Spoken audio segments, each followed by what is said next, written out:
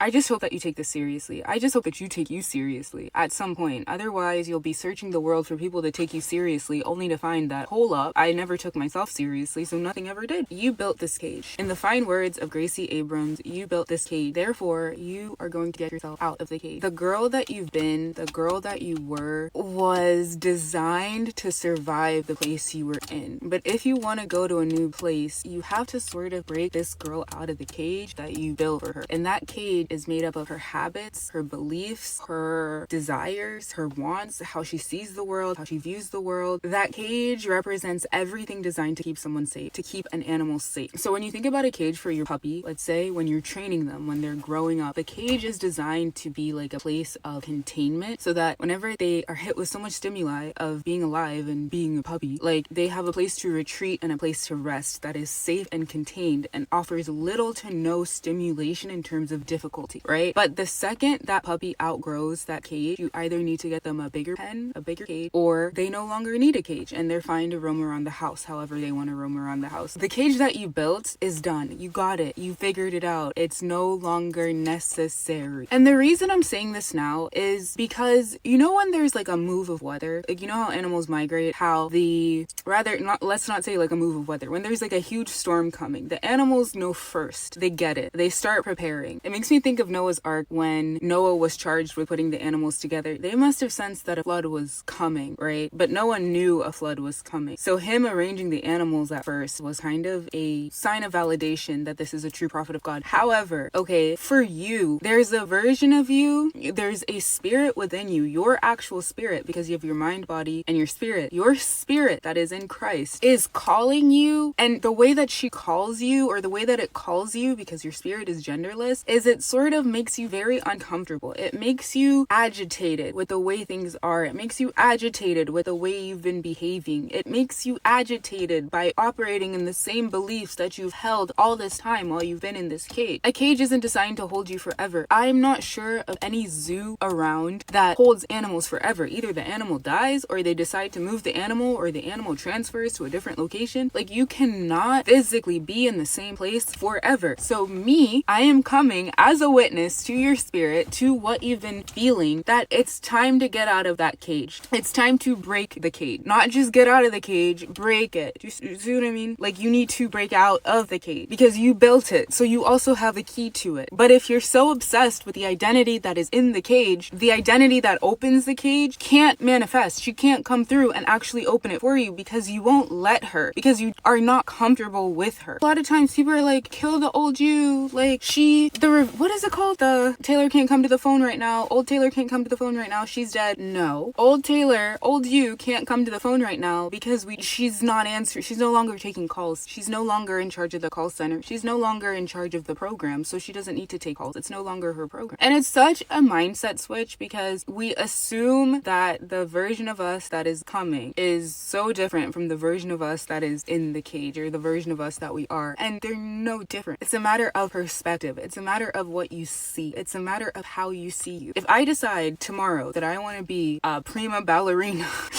okay, like hypothetically, and I wake up in the morning with that identity in mind, I'm gonna move a little differently than if I wake up and say I want to be a female driver, like an F1. Like, is there a female F1 driver? Whatever. I want to be a female. Like, I'm gonna move a little differently. Or I want to win the Nobel Peace Prize in like physics. Is that a thing? Does the Nobel Peace Prize go to the sciences? I don't know. But like, I'm gonna move differently in all of those scenarios based on not my decisions. I'm not thinking wake up, apply to PhD programs, do this, do that. I wake up thinking I am this, so what must I do? I am this, so what must I do? And this is not a new phenomenon. When you look at the life of Jesus, the actual earth life of Jesus, right? He figures out that he's the Son of God. So he's like, what must I do? He found where it was written about him. So based on what was written about him, he was like, what must I do? This is the pattern. This is the way that life works on earth. This is it. This is all you need. It's who am I? Based on who I am, what must I do? If you get that who am I question wrong for the season that you're in, you're doing doing is gonna be confused. Your doing is not gonna yield a person, a thing, an accomplishment, a beingness, something to look at, something to marvel at. Like, it's not gonna yield that. It's not gonna happen. I know it's scary, and I know you can tell yourself, like, oh yes, new year, new me, new season, new me. It's fall, new me. We're hitting it. We're doing it. And then nothing changes. You don't change. Nothing changes. Or you just put it off or something, and you continue doing the things that you used to do perpetually without taking a new identity in mind. Like, you're doing, we're waiting for you, so it's doing us bit disservice. Bit disservice, it's not helping us, it's hurting us. It's hurting you, and then it's hurting us in return. Because what you do to you, you do to everyone. How you treat you is how you treat everyone. How everyone treats you is based on how you're treating you. And I want the best for you. We want the best for you. We need you. We want you.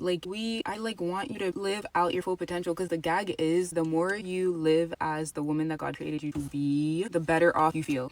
The better off we all feel. You see what I mean? Because we're like, dang, like, you know exactly what I mean. This is actually the psychology of influencing. Like, you see someone's life that you think is super cool, and you're like, oh cool, like, I like this person. I like to see what they're up to. I like to see what they got going on. Why? Because it's satisfying to watch someone live as themselves. Because it's satisfying to watch someone live as themselves fully. You get so much pleasure from it. How about you get pleasure from you doing the same thing so that we can share the oil? See what I'm talking about? Do you get what I'm saying? It's not really that, like, it's not some kind of neuroscience, rocket science. It's nothing difficult, nothing tricky. It's simple. I just hope that you take this seriously. I just hope that you take you seriously at some point. Otherwise, you'll be searching the world for people to take you seriously, only to find that, hold up, I never took myself seriously, so nothing ever did. And you'll have no idea where you'll be at that age, at that point. These bangs are crazy. Ooh, I would eat with some curtain bangs.